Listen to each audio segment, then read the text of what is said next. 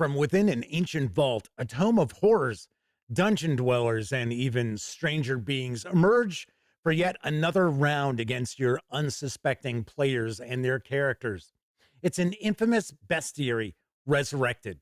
You'll find over 400 deadly foes contained within the Creature Codex Revised from Kobold Press for Dungeons and Dragons 5.5, and I'll share my review right after this.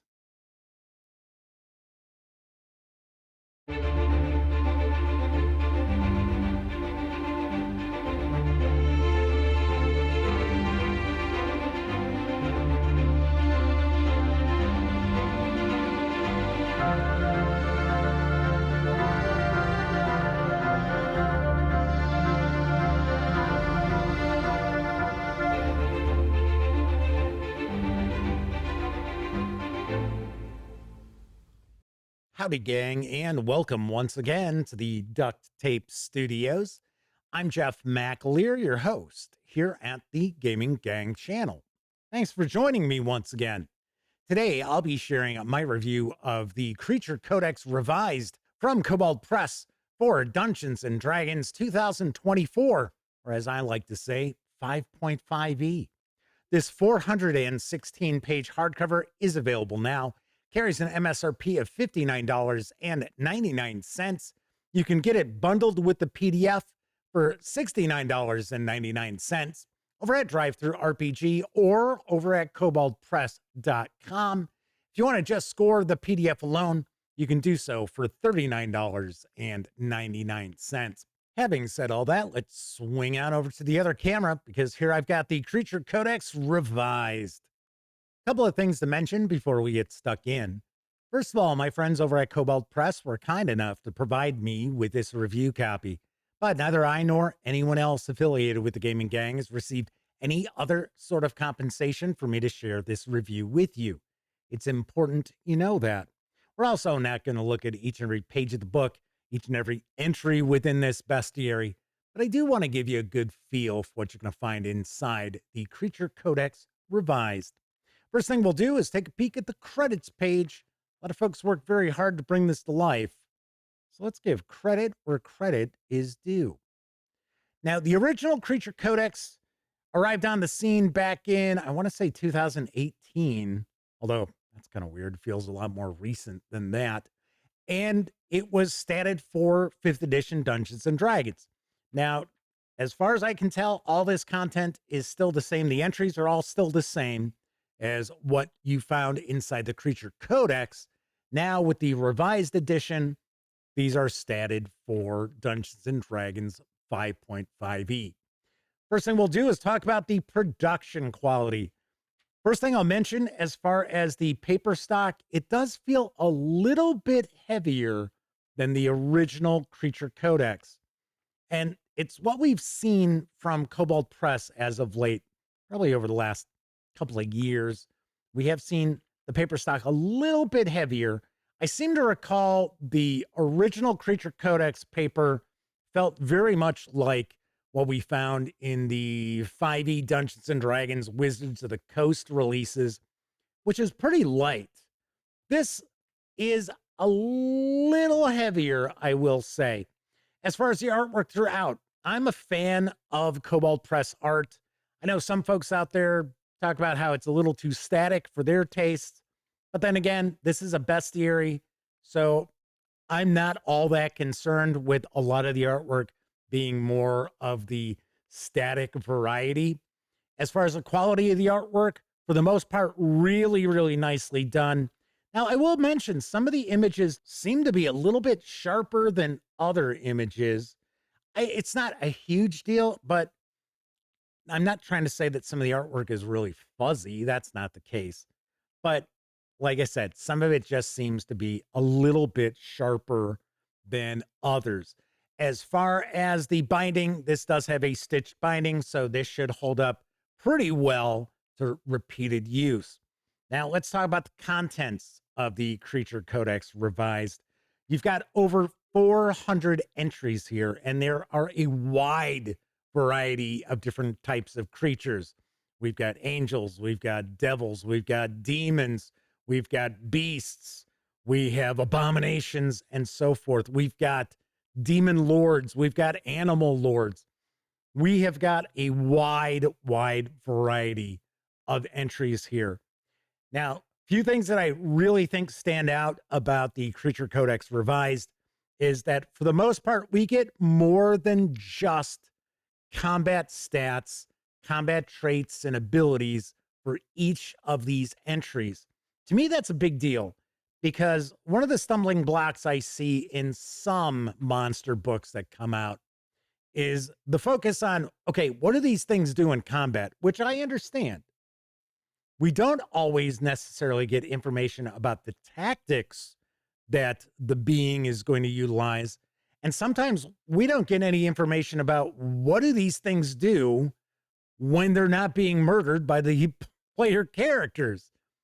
That is not the case here. Now, I will say not every single entry is going to give us a lot of good background information about where you find these beings and what they might be up to, or how they originate, or the tactics that are going to be used in combat. But for the most part, we get a lot of that information. So I do appreciate that a ton. Now, as far as the information we're going to get for each of the entries, we will see up top here, this is where we're going to get the information about what these beings do. How do they originate? Where would you find them? What are the tactics they might use in combat? And then we'll get into our stat blocks. And then we get into their traits, their actions. If they happen to be a big bad, we might have their legendary actions, layer actions, and so forth. Now, something I've always appreciated about the Kobold Press bestiaries that I've had an opportunity to review is that these always feel pretty balanced. To my knowledge, Kobold Press play tests all of these creatures, all of these entries. Can I say that positively?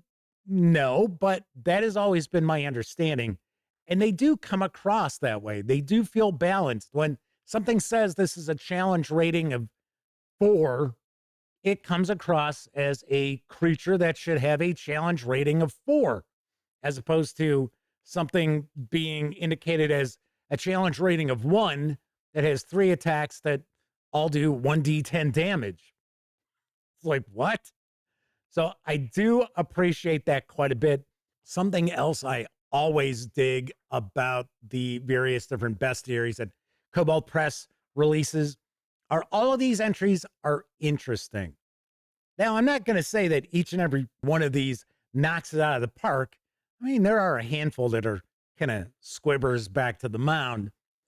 But for the most part, just about every one of these entries, I'll read through and I'll think to myself, hey, you know what? I could see unleashing this on my gang.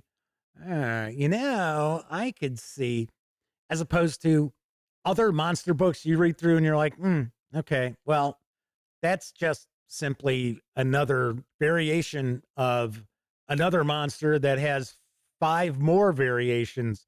These feel unique. They feel different. And like I said, once again, are you going to use each and every one of these 400 plus entries? Of course you aren't. But all in all, I really do dig the uniqueness of what you're going to find inside the Creature Codex Revised, as opposed to seeing 20 different variations of a bugbear. So that is something that comes through on all of the Kobold Press monster books that have come out. Now, something else you'll notice is that these aren't just Kobold Press's unique take on classic monsters that we've got in the monster manual. Now, do we have some additional stat blocks for different sorts of creatures of a particular species? Yes. Like, say, the kobold, right? Kobold Press's namesake. But we're not looking at, oh, hey, okay, so here's goblin. So it's not, oh, well, do I take the monster manual goblin or the Kobold Press goblin? No, that is not the case here. But like I said, as you can see, just a huge number of entries. we're going to wrap up. We've got 3 different appendices. One is going to provide us with NPCs, unique NPCs. We'll get there in a second as an example, right?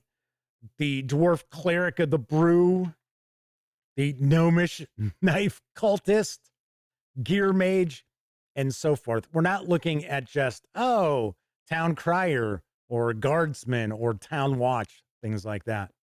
Then we'll also get into creatures by type and then creatures by challenge level. And that will wrap up a peek inside the Creature Codex Revised for Dungeons & Dragons 5.5e. Let's swing on over to the other camera so I can share some final thoughts as well as my review score. I should point out I'm a bit of a sucker when it comes to bestiaries, and I'm a bit more of a sucker when it comes to Kobold Press bestiaries, because in my experience, the ones I've reviewed, they've been excellent. They've been really, really great. And this revised edition of the Creature Codex is no different. Now, if you already have the original Creature Codex for 5e and you're running 2024 Dungeons and Dragons, do I think that you need to add this to your collection?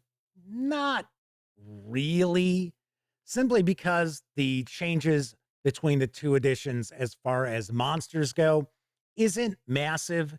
You can probably easily tweak the entries from the original Creature Codex to 2024 D&D without too much hassle. Now, of course, if you don't have the original Creature Codex, well, then this is something that should really be on your radar. As I pointed out before, the entries throughout are interesting. They are unique. They're not just Kobold Press's take on classic monsters or just rehashing the same sorts of creatures over and over and over again. We're sort of like, okay, so there isn't much difference between this and that and that. That is not the case here. Once again, I can't say that each and every single entry is going to be just a home run, but there are way, way more hits than misses throughout this book.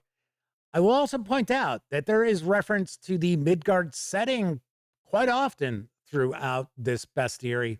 Some people may not like that because maybe they don't run their games in Midgard. Myself personally, I love the Midgard setting. It's one of my absolute favorite high fantasy settings that are available out there for role-playing games. So I like the fact that we do get references to Midgard. But like I said, that might not be up everybody's alley. Now, as far as the artwork, production quality, and so forth, really, really nicely done. Now, is the paper stock as heavy as we see in other role-playing game releases?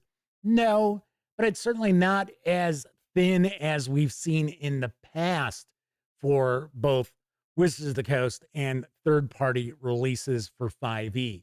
So production quality, we've seen Kobold Press get better and better paper stock over the past couple of years, and I really do appreciate that. So this book is going to hold up to repeated use.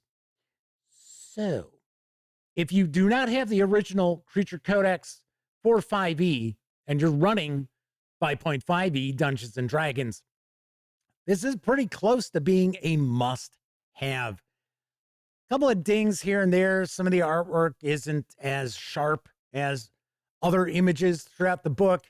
Once again, I would have wished if every single entry gave us the background of where these things come from, what do they do when they're not being murdered by player characters, tactics in combat.